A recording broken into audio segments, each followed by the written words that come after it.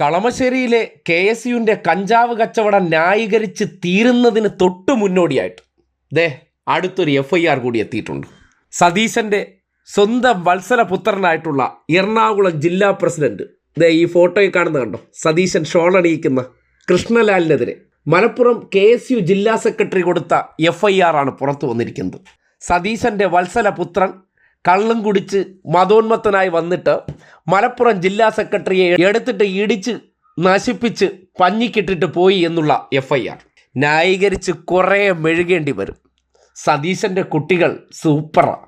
എറണാകുളം ജില്ലയിൽ KSU സംസ്ഥാന president Aloshi Xavier ലഹരിക്കെതിരെ നടത്തിയ ജാഥ, അതിലെ ക്യാപ്റ്റൻ കൂടിയായിരുന്നു ഈ കാണുന്ന കൃഷ്ണലാൽ.